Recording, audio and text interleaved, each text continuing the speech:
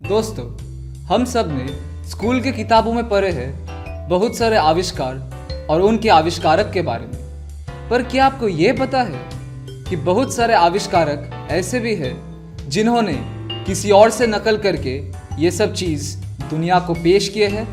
आइए आज आपको कुछ ऐसे ही आविष्कारक और उनके आविष्कार के बारे में बताएं।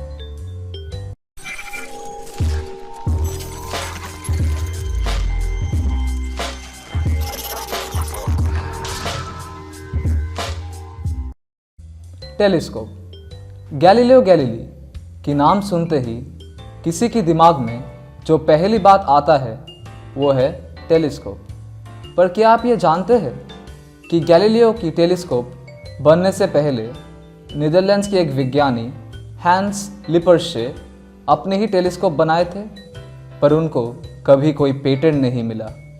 गैलीलियो इस टेलीस्कोप के बारे में सुन के अपनी देश इटाली में वो टेलीस्कोप बना लिए थे 1609 साल में।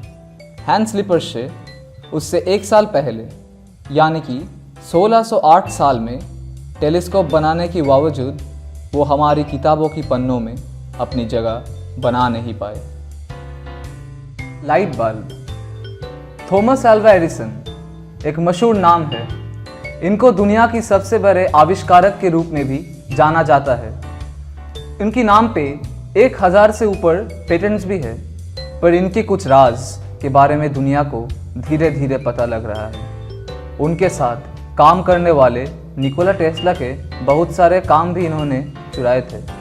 बल्ब के नाम सुनते ही एडिसन का नाम सबसे पहले आता है, पर क्या आपको ये पता है कि हाइनरिश गेवेल नाम की एक वैज्ञानिक सबसे पहले ये बल्ब बनाए थे 1854 में। इन्होंने एडिसन को इस आविष्कार को बेचने भी चाहा, पर एडिसन को इसके ऊपर कोई भी इंटरेस्ट नहीं था।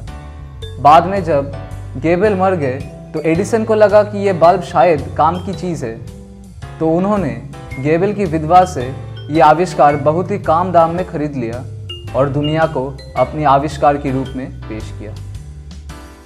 टेलीफोन। हम सभी जानते हैं टेलीफोन की आविष्कारक है अलेक्जेंडर ग्राहम बेल। बेल ने 1876 में टेलीफोन का पेटेंट दिया था, लेकिन साल 2002 में यूनाइटेड स्टेट कांग्रेस में यह स्वीकार हुआ कि टेलीफोन की असली आविष्कारक है इटाली का एंटोनी म्यूची। बेल से बहुत पहले ही म्यूची ने अपनी आविष्कार को न्यूयॉर्क में एक इटालियन अमेरिकन प्रेस को भी दिखाई थी। सिर्फ यही नहीं, 1872 में म्यूची अपनी आविष्कार वेस्टर्न यूनियन टेलीग्राफ कंपनी को भी भेजे थे, लेकिन उन लोग ने इसके ऊपर कोई भी काम नहीं किया। 2 साल बाद जब म्यूची ने अपनी पेटेंट वापस मांगा तो वेस्टर्न यूनियन ने माफ़ी मांगते हुए ये कहा कि उनकी सब पेपर्स और स्केचेस खो गए हैं। इसी दौरान बेल ने टेलीफोन की पेटेंट फाइल किया और वेस्टर्न यूनियन के साथ इसे बनाने में लग गए। म्यूची ने कोर्ट में बेल के ऊपर पेटेंट चोरी की आरोप भी लगाए, पर केस पूरी होने से पहले ही म्यूची चल बसे। टेलीफोन आज इस दुनिया को कहां से कहां पहुंचा दिया, पर म्यूची अपनी अंतिम क्षण गरीबी और दुख में बिता के समय की इस धूल में कहीं खो गया। Graphical user interface. Graphical user interface यानी कि GUI, जो बहुत सरलता से कंप्यूटर इस्तेमाल करने के लिए बहुत ही ज़रूरी है।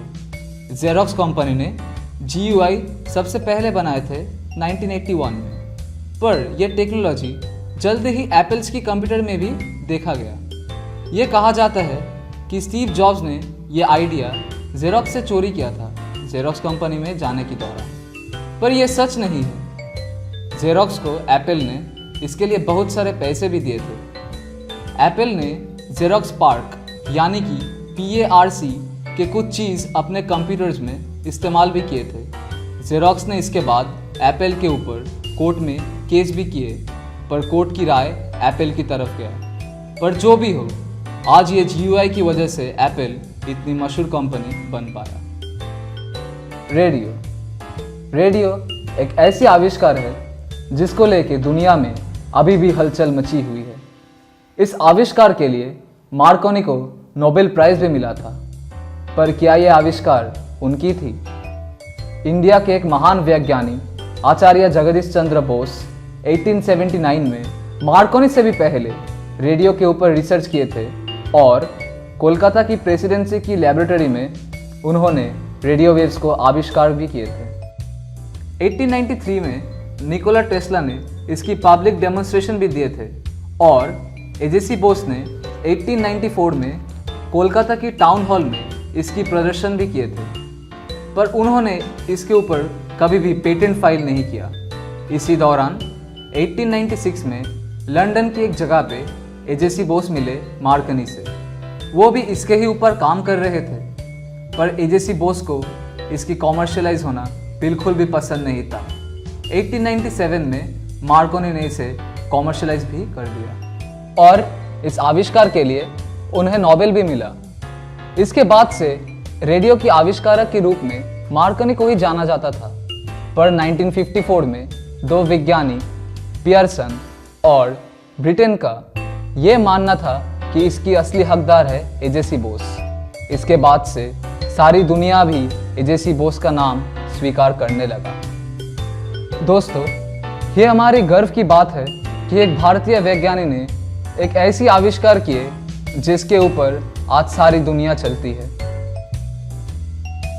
दोस्तों, अगर आपको ये वीडियो पसंद आया तो ज़रूर इस वीडियो को लाइक और शेयर कीजिए और हमारी चैनल को ज़रूर सब्सक्राइब कीजिए, क्योंकि हम लोग इसी तरह आपके लिए नए नए वीडियो पेश करते रहेंगे।